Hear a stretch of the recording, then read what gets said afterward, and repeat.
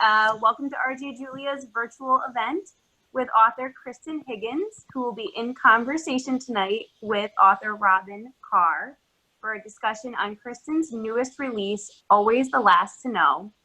The way to communicate with our authors tonight and the way to ask questions is by using the Facebook chat box. So please send questions on over. We will get to as many as we possibly can towards the end of the conversation this evening. And of course, signed copies are available at rjjulia.com of Always the Last to Know while supplies last. Kristan donates proceeds that she receives from this book to St. Jude's Children's Hospital, which is absolutely wonderful. And RJ Julia is here and able to offer you both hard copy and paper copy of this new release. So we're very excited to be able to do that.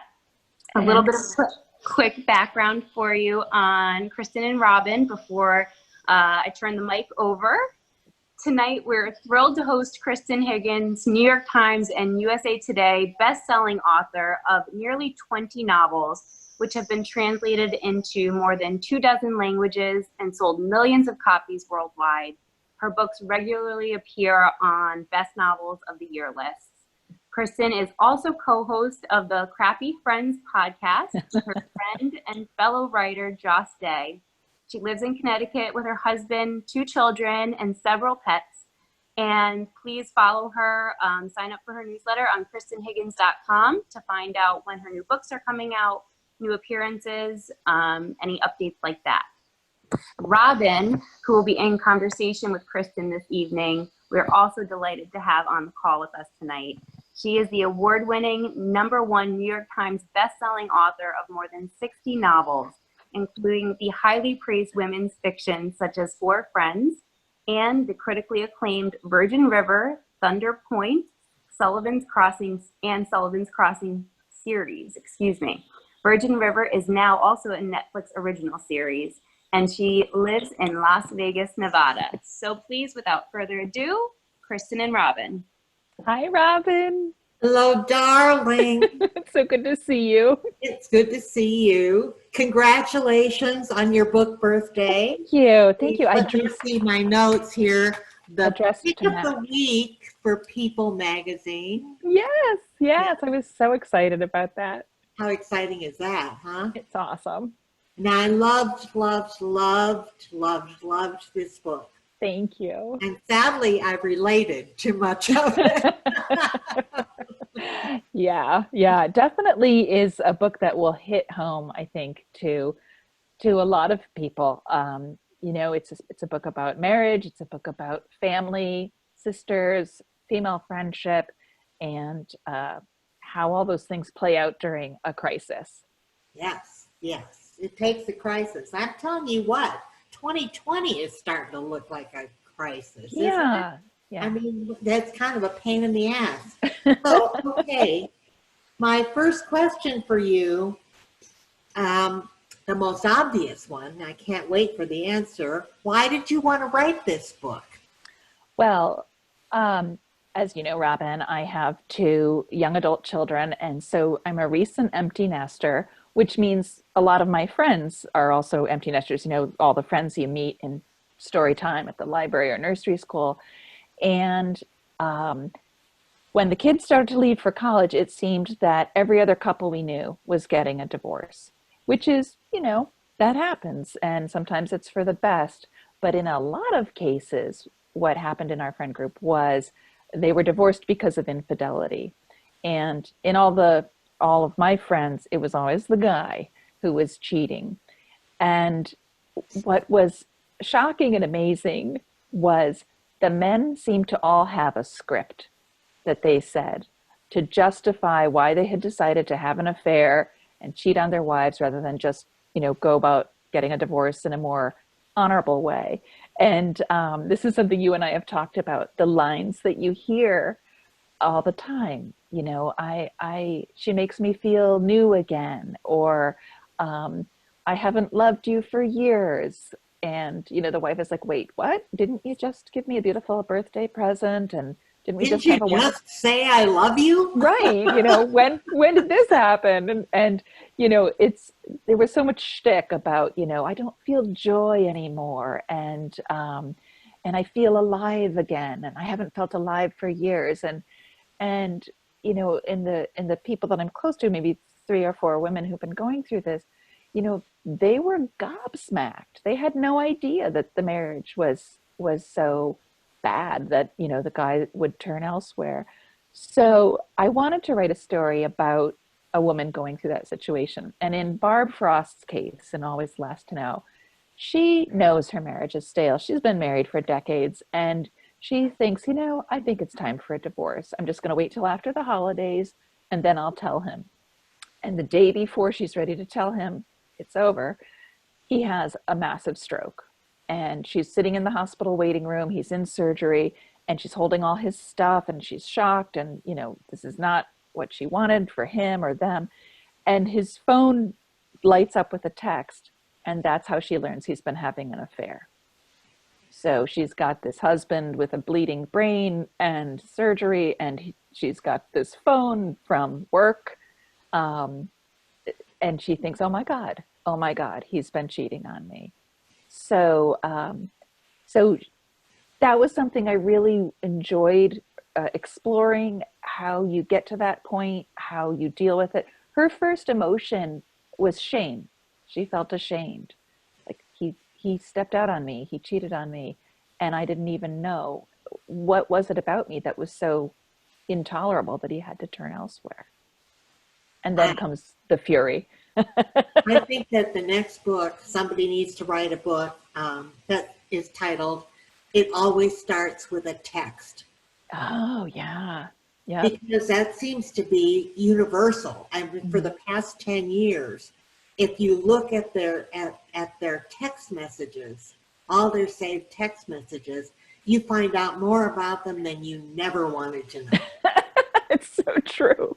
And it seems like men's IQ drops the minute that they start having an affair, that they start with the goofy names and the emojis and the, I love you 20 exclamation Broken points. hearts and Broken hearts and crying and so I had a lot of fun with that, because what Barb starts to do is she starts to answer the other woman as if she is John, not saying he's in the hospital.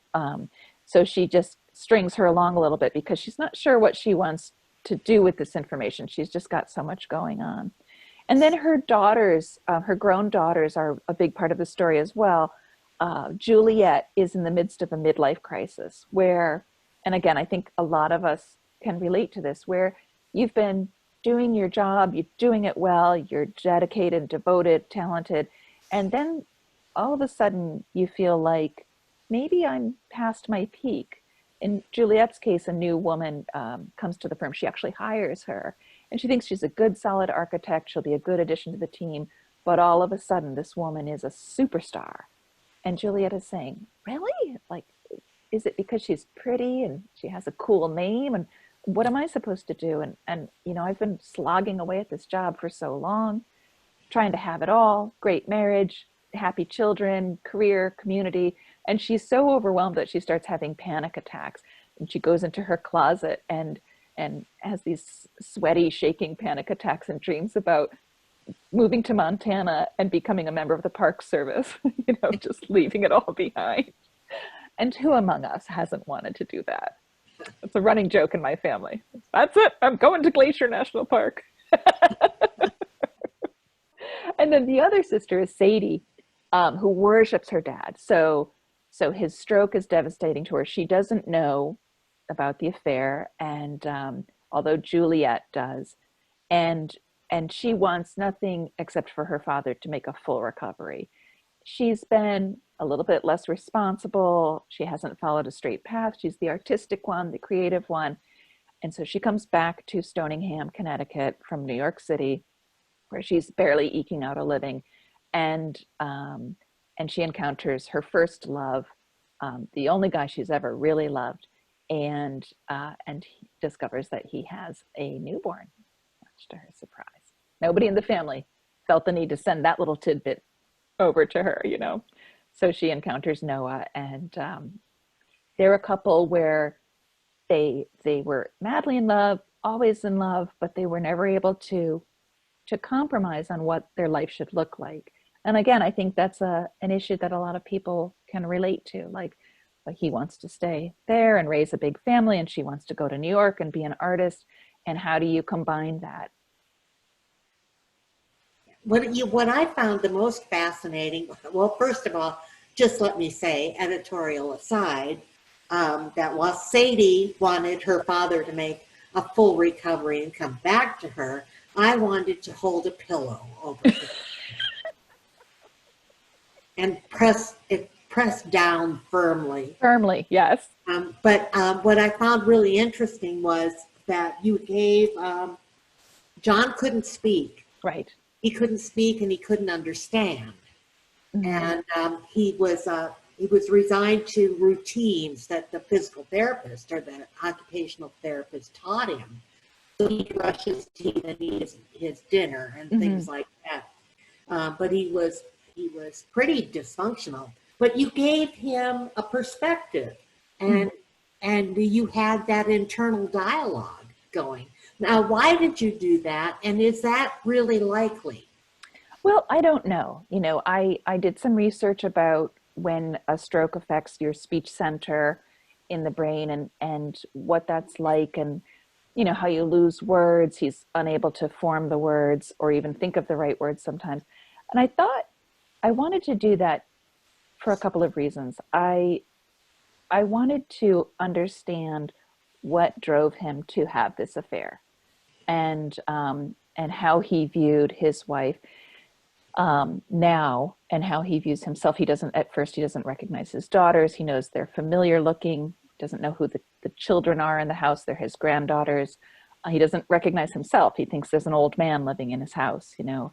And so I wanted to make him a figure for whom you might have some compassion because he is so disabled. But I also wanted a reckoning for this man who cheated on his wife in such a disgusting way. You know, it's one thing to get a divorce, you know, it's another to have a piece on the side and think like, well, I'll stay married because Barb's a good cook and housekeeper, you know, or, you know, I'm too lazy to move, so I'll just have an affair. I wanted there to be an apology in him. I wanted there to be a reckoning. And so to write from his point of view, I felt it was very, very poignant to write. He doesn't understand why his wife isn't more loving and affectionate. He doesn't remember that they've grown apart. He remembers how happy they had been. And eventually when he starts to remember what he's done, he's very ashamed of himself. And he realizes, you know, what a foolish old man he was. And isn't that the truth about pretty much every man who leaves his wonderful wife? You think, you idiot, you will never find somebody like her again, and you're going to regret this someday. No fool like an old fool, right? Yeah, exactly. Yeah. Well, he was apologetic, I mean, in his thoughts at least, right, but he could, but there was not that much satisfaction there because his wife was never going to know.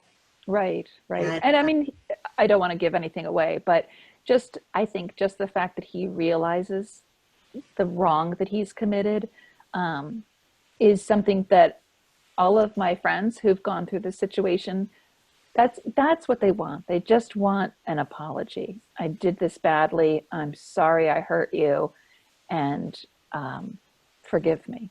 Yeah. You know, is it so hard? Yeah. Robyn, I have to pause for a minute and tell readers, I did not get these in time to have one, but this is a very cute little travel wine mug, outdoor wine mug that my publisher is giving away. So if you leave a comment on Kristan Higgins Books on my Facebook page, you could win this adorable copper wine mug with a lid so you can sit out in your backyard and the bugs won't eat it. And it says, sip a little, read a lot. And so we're giving one of those away, and just wanted to make that public service announcement. Well, that's very lovely of you. Yeah. Now I want to know, what part of the book did you have the most fun with?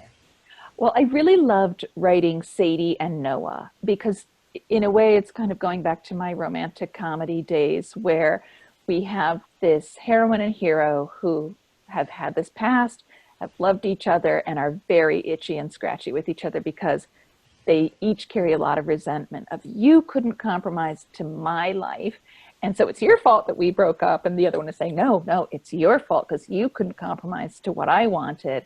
And the truth is they're both at fault, you know, but the love and attraction that they have for each other was a lot of fun to write, you know, when they're both growling and scowling at each other too. Right. So that was a blast. And there is a scene in there, a really fun scene for me to write is a scene when Sadie encounters a distressed marine mammal, which happened to me last year when I was up on the Cape writing this book. And so I had to include it because how many times does a person get to rescue a baby dolphin? One time. So that was just so much fun to include, you know? Now, the funny thing is, the sisters that you wrote about, there was quite a disparity in their ages. Mm-hmm. And I just did the very same thing. I know. It's funny. We talk about how, you know, Robyn and I are great friends, but we don't talk about the details of our books that much. We're too busy talking about our lives. And we both wrote sisters who, in your case, they were a generation apart. And in my case, I actually have a half-sister who's 20 years younger than I am. Yeah. And so in Sadie and Juliet's case, they're 12 years apart, but, you know, Sadie's Juliet's in eighth grade when her baby sister is born. Barb is in her 40s. It's one of those menopausal babies, you know, and she calls it like almost an immaculate conception because her marriage is already on the rocks.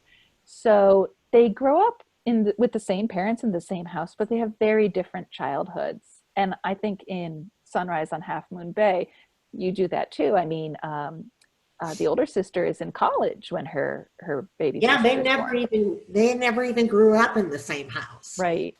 She was already gone when her baby sister was born. Yeah. And her mother became an entirely different mother. Right. And that was true with Barb too. She had wanted Juliet, tried for years to get pregnant, and when Juliet was born, it was like the sum of all her hopes and dreams. And she always just wanted one child. She was one of a big family herself, and she thought an only child, that's the way to go. And then when her own mother is dying is when she finds out that she's pregnant. So she's, you know, in this period of grief, and then it's a very hard pregnancy and delivery. And then she has postpartum depression, which goes undiagnosed. And so she wants to bond with the baby, but the baby instantly bonds with her daddy. So it's like they each have a daughter, you know? Yeah. And so it's like people say, you know, no one reads the same book. You know, you all bring your baggage, your history, your preferences to a novel. No one grows up in the same family either, you know? Isn't that odd? You would think. I mean, you say it often when one of your kids is acting out or acting an ass. You say, I don't understand. I raised them both the same way. Mm-hmm. Yeah. But then your kids will always say like, oh, you know, you were mom's favorite and you got away with murder. You were perfect. And, you know, and I could never measure up. And, you know, you hear from your children, you hear the narrative of their childhood too. I know. And when my kids do that, I just say, I didn't like either one of you. I know. I'm always scanning the crowd for new children I can adopt. Right. And then, why did you have me then? Well, I didn't know it'd be you. Well, I just have to make a disclaimer. Both my children are perfect, as you know. Now, let's see. What did I ask to have?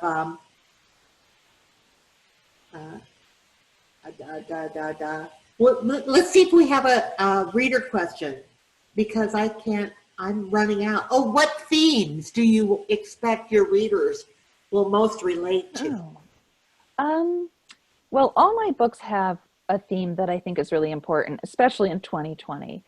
And that is, you will go through this crisis and you will emerge better, stronger, more loving, more compassionate because of the crisis that you went through. And if you look at society today, you know, we've got the pandemic, we've got racism, we've got protests and looting and chaos and police brutality, and you want to think that we're going to get through this and be a better nation and be better people. And in every book I've written, the characters have gone on that path. You know, they've gone on that path of am I enough to get what I want? And the answer is yes, but you have to do the hard work first. And can I please add, if you want to, because I know people that, women who have gone through a divorce and laid on the couch for a year Mm-hmm. and couldn't even get off the damn couch. Right. They're not going to get better unless they believe getting better is not only possible, but they want to. I mean, when I went through my divorce, I remember you saying to me, I know you don't believe this now, but in a year, you're going to think you're better off, Mm-hmm. and you're better than ever. And I did. In fact, it wasn't. It took you 6 months. Years. 6 days. Easy come, easy go. Well, I do agree that you have to want that better life, and you have to be honest with yourself. And that's another theme in my books, I think, is emotional honesty, where the characters can admit, this is how I am, and I need to kind of get out of my own way and really put it on the line and believe in myself in order to get to that place where things are better and I'm better. I'm flawed and I'm strong, and you know, I can handle those things. And you know, just the idea that you're enough. I really enjoyed writing Juliet's perspective because she's this brilliant, successful, married mother, architect, gives back to the community, mentors other architects, and she is exhausted, you know, from keeping everything straight, you know, making sure her younger child catches up on her reading, making sure that her husband is happy, making sure that they go for healthy walks, and this leads her to you know, she's got so many balls in the air, she's got so much going on. And there's a line where she says, if she had known how difficult it was to have it all, she would have asked for less. And I think that's a lesson in life too, is that you're only human.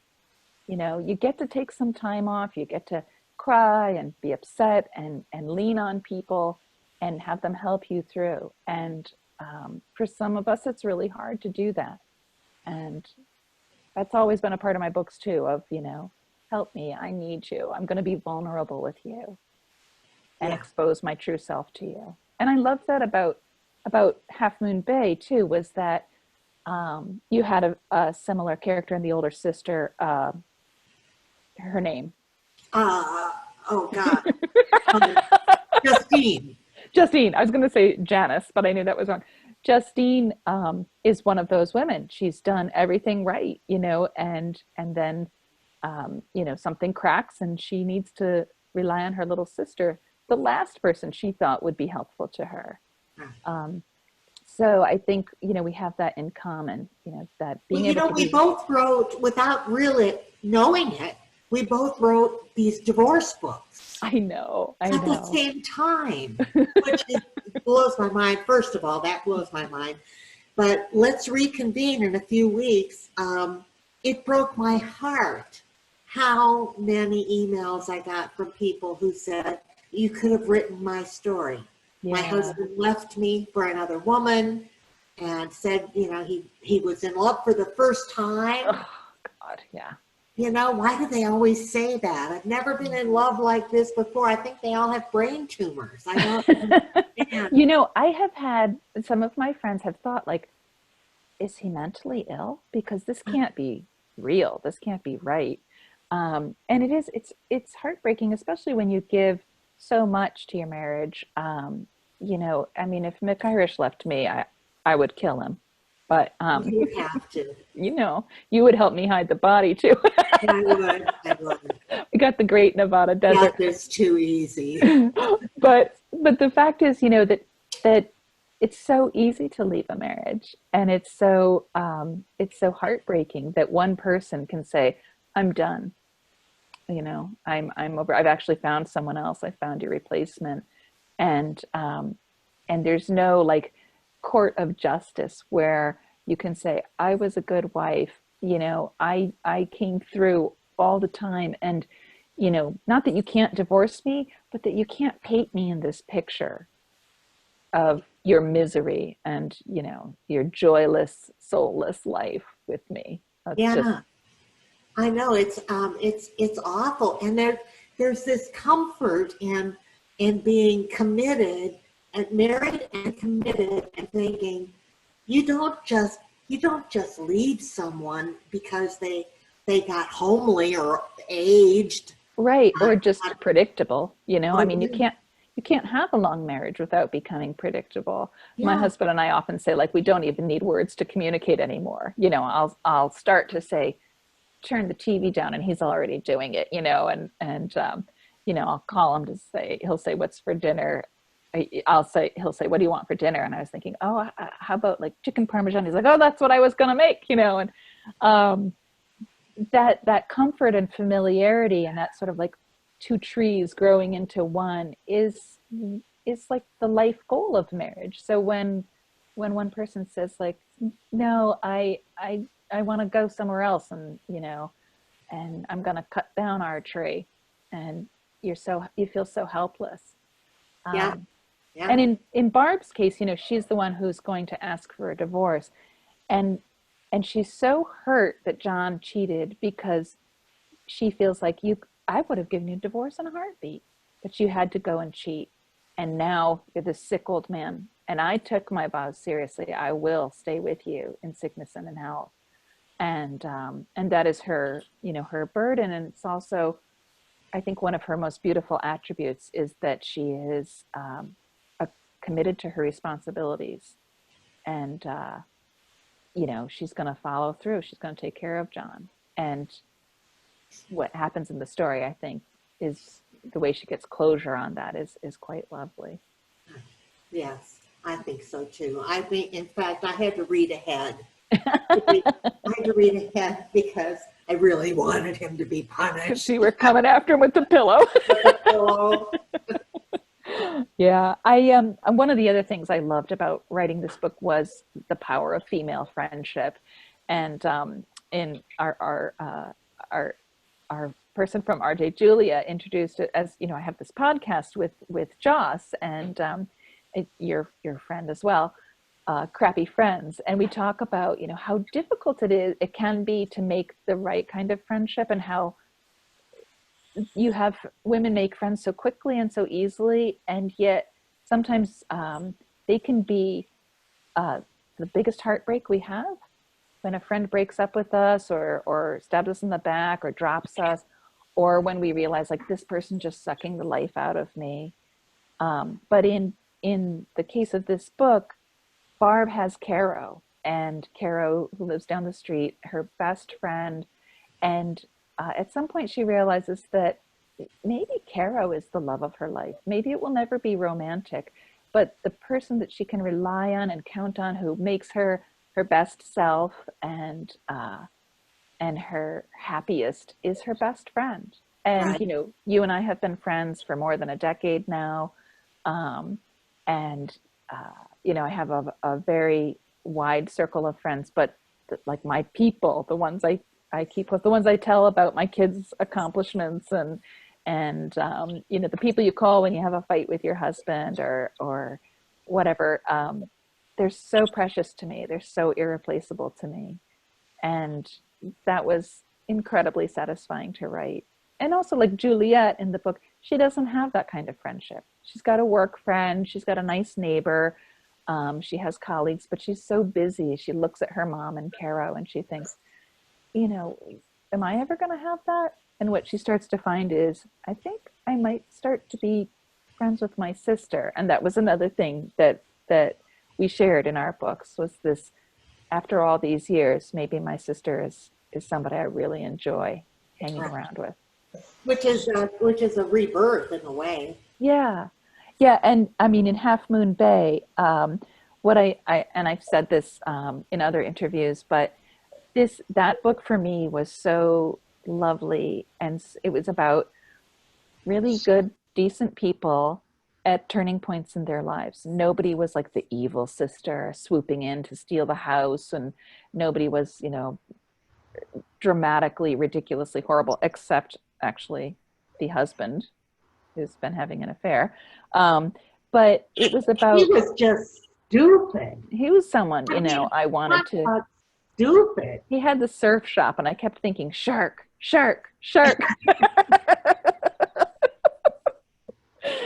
But the way that you take another look at your family members at different points in your life, especially after a crisis, and the sisters in your book, the sisters in my book are going through something, and they start to realize, like, maybe you're not exactly as I painted you. Maybe you're not just in this corner where I had you painted. Maybe there's more to you that I like and appreciate.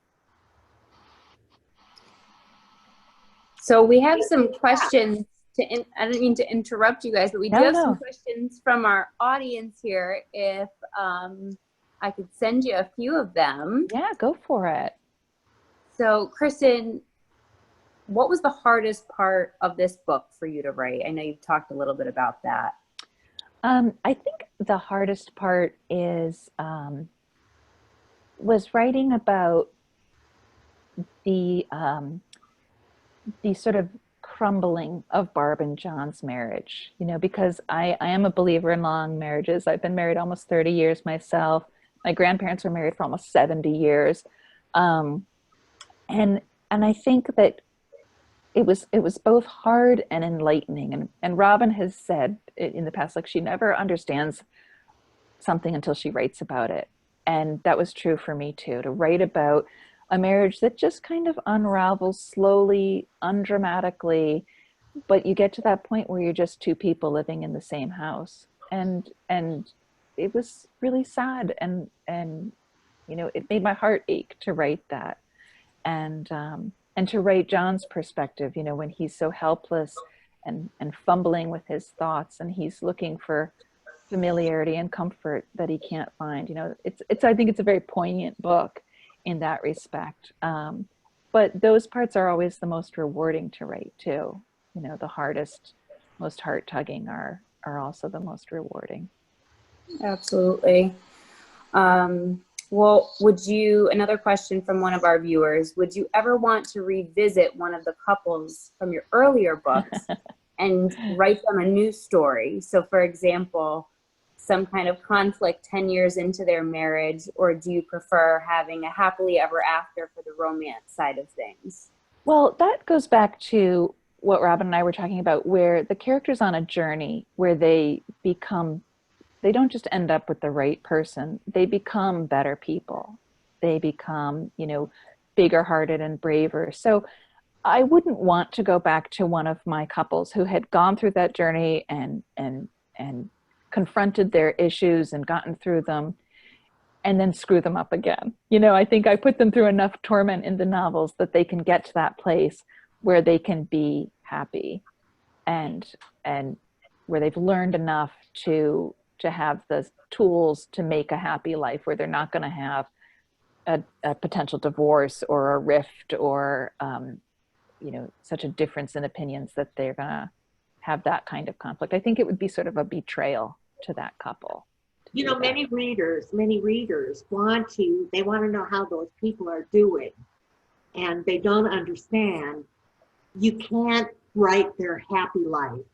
That's a photo album. That's not a novel. A novel is filled with conflict, and conflict means hurt and pain, and somebody dies or somebody leaves you or betrays you, and if you let those characters go to finish out their fictional life, you're done with them. They have to move on. I tell my readers they belong to you now. Oh, that's lovely. They're all yours. Write their futures in your mind. That's a lovely idea. And I think, you're right. I think what readers want is like a Christmas card Yeah. showing this couple and the kids that they had, and oh look, they put an addition on their house because, you know, and the business is doing great. They want to know that the characters are doing well, not that the characters have encountered a huge trauma that's going to pull them apart. That's right. So. Well, speaking of Christmas, will either of you have a Christmas or holiday themed book soon? A listener wants to know. Well, I will not, but Robyn has an exciting announcement. As it happens, I am releasing, what is it called? Return to Virgin River. Return to Virgin River in October. And it's not all Christmas, but it's a significant holiday story.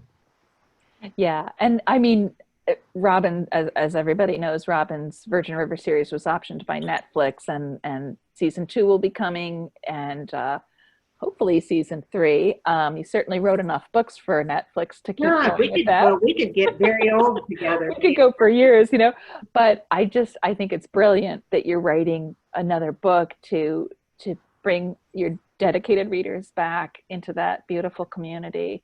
And we get to see some of those Christmas cards. You know, we get to see Jack and Mel, and we get to see Preacher, and, you know, we get to see all our favorites with a new story embedded in there. So yeah, I have never written a Christmas story. I'm tempted to, but, you know, never say never. Right? Well, I keep writing them in July, and that is not easy. Luther wants to be on camera. Oh, Luther says it's my bedtime and I sleep next to you in the chair every night. So until it has to be banished to And our mine are not here because they're not good. Oh my gosh. Let's talk about your dogs for a minute. Bella and Bo. I got to meet them when they were angelic babies, peeing all over your beautiful house on the weekend that Virgin River dropped on Netflix. Oh my God, what a fun weekend that was.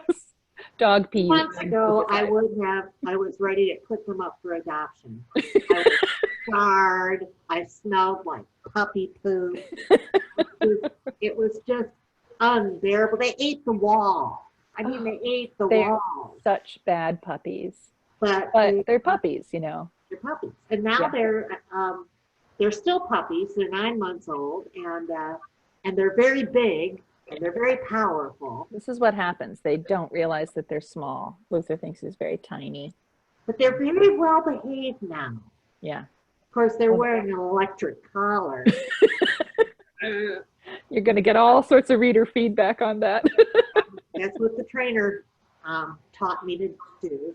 But they're very, very nice. Now they can actually wander around the house as long as I'm not on the computer or on the phone. Yeah. I have to keep an eye on them. So I think I'm gonna be all right now. I love them so much. I know. They're such great dogs, and they're so beautiful. They're ridiculously beautiful. They are ridiculous. You know, it doesn't hurt. Like their mother.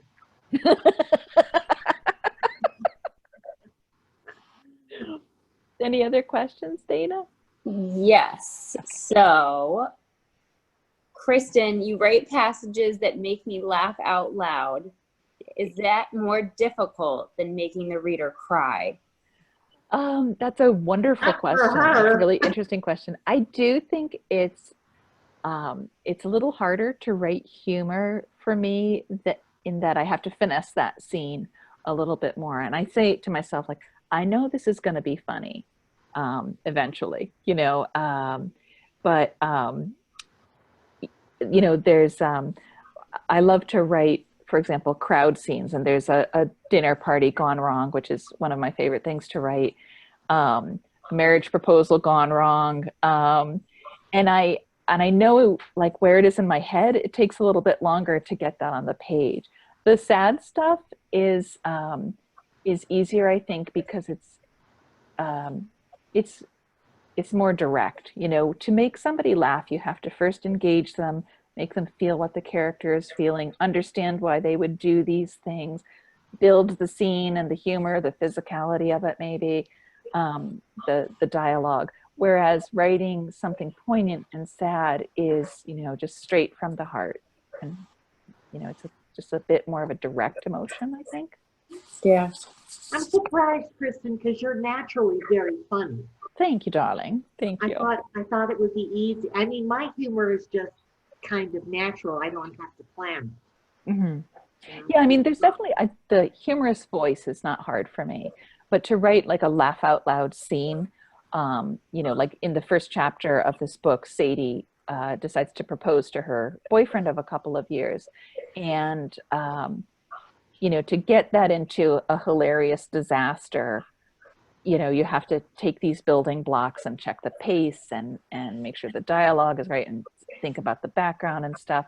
Um, but that voice is very easy to write. And I think that, and I think this is true of you too, Robyn, that heartache and laughter are two sides of the same coin. You know, that if you can make somebody laugh, you can absolutely make them cry. And it has to do with the relatability of the moment and the emotions in that. Right. All right, let's take one more question here. How do you switch gears? When you had a full house, how do you put characters on hold while you went to a soccer game or you cooked dinner? Yeah, so Robyn, do you want to answer this one first? I don't know, is that for both of us? Because we both wrote with little kids. I get a little mental, and sometimes, like last night, I couldn't remember whether or not I fed the dog. I mean, I was not sure for a long time. I remember driving once and going across the railroad tracks, and a train Oh my God. came behind me, and I thought, "Holy shit, I'm going to have to pay attention." But my brain, my, my brain gets really full, and I have to rest a while. What Yeah. about you? When the kids were little, I was a much more structured author than I am now. So when they were in school, that's when I would write. I started writing when my son was 3. He's 21 now, and so my writing day, my work day revolved around my children, and it was like a wonderful respite. We live in a rural area. We can't see our neighbors. There's woods and trees and acres between us, and so my kids had my full attention. You know, they were each other's playmates. I was leader of the band, and so this meant that they napped until they were 6. For one, bedtime was at 7 o'clock, and I was able to step out of like mommy mode, which I absolutely loved, and be with adults, even if they were fictional. And writing was such a joy and such a reward. And my husband is super supportive. If I said, "Look, I need you to get the kids out of here for a day," you know, he would do that. Now that they're out of the house, I'm much more unstructured. You know, I do work and write every day, but I don't really have set times. I find midday is sort of my sweet spot, from like 10:30 to 4. And a lot of people say like, "Oh, wake up at 5 and start writing." And I think, no, I won't. I will never wake up at 5. I would like to point out a little known fact. When I met Kristan, which was probably a dozen years ago or so, she used to call the writing room the den of despair. Yes, pit of despair, because it was in the cellar, remember? And it was just like, not only was it gloomy and damp down there, but the book was so hard to write. It's dark. Yeah. That's I think a secret, that writing is really hard. We are not just tapped with a wand where we vomit up a book in half an hour. There are days when that is true, I think, when the words just flow and all of a sudden you think like, why is it so dark in here? Oh, it's nighttime. You know, I've been writing for hours. But there are also a lot of days where, you know, you stare at the computer and you think, I just don't know where to go on that. And those days are just as productive as the days when you write 25 pages. For me, it's a combination. But I'm an absolute believer in, you can't write the book unless you sit down and do the work. It doesn't matter how bad your draft is, you're moving forward. You're going to find something in there that's worth holding on to. It's the people who think about writing but don't actually sit down and do it, I think, who struggle. So if you're thinking about writing your own book, just do it. Just open that document, and if you write one sentence, that's progress. Well, I think that leads us to one more good question. Your books are so real, Kristan. How do you make your characters so realistic? Well, I always wanted to write novels about regular people, where they're not extraordinarily wealthy, talented. I've written maybe like 3 beautiful heroines. I've always wanted to write extraordinary stories about regular people. And I think that every character on the page is imbued with my own emotions. I might not have had those same experiences, but I've grieved, I've lost, I've struggled, I've been heartbroken, and so the writer's job is to take their own personal experiences and put them in different experiences, the same emotions. And I really enjoy writing those regular folks. I get a lot of mail that says, I feel like I could go out to lunch with one of your characters. I want to, have a glass of wine with her on that porch or something like that. And that's such a compliment to me. I think that, writing stories where you could be that person is really uplifting when you think, she wasn't a billionaire opera singer, daughter of the president kind of thing. She is just like me, and she did it, and she got there. And I think that's really rewarding. Absolutely. Well, I think that's it for our questions that we can get to this evening. Was there anything else that you guys wanted to leave us with before we wrap things up here at RJ Julia? I wanted to say that if you buy this lovely book that matches my shirt, fingernails, and scarf, I donate my cut to St. Jude Children's Hospital. So please buy it this week if you haven't ordered it already. And if you buy 2 copies, you get a free short story. It's like a little prequel to the novel. So all that info is on my website. And just, I don't know, maybe we can just talk about some books that we've loved lately, Robyn. I recommend some other authors. I just cracked open Susan Elizabeth Phillips' new book. Oh, Dance Away with Me. Yeah, that comes out today as well. And How to Walk Away is the last book I read, and I absolutely loved it. Me too. Yeah, that was Catherine Center. Yeah. And also out today is The Boyfriend Project by Farah Roshan, which I found to be like modern day Jane Austen. It's got societal conflict, really great dialogue, really sharp, funny, romantic. I loved that book. And I've just read so many good books lately. And, I loved I keep want to say like Moonrise on Half Sun Bay, but it's Sunrise on Half Moon Bay. Yeah, That a was number of people have pointed out to me that Half Moon Bay is on the West Coast. Yes, it is. But you can get a sunrise there, I swear. It's still, the sun does rise in California.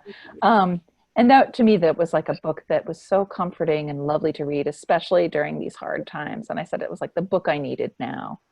Right now I'm reading Recipe for Persuasion. I think you love this author too, Sonali Dev, Robyn. Yes, I do love it. Yeah. And this is a wonderful take on Jane Austen's Persuasion, and it involves a Food Network competition with celebrities, and it's delightful and such food porn. My God, I'm so hungry reading this book. I'm going to gain 5 pounds by the time it's done. Well, absolutely. Sorry, my phone froze a little bit. Thank you everyone for your patience with these technical issues and for bearing with us while we navigate this new world and staying on with us later this evening. Kristan and Robyn, it is always a pleasure hosting you. Thank you for your incredible work and your time this evening, being with us tonight. And thank you to our guests for joining with us and again, bearing with us. RJ Julia is so appreciative of you, and we thank you for always supporting your local independent bookstore.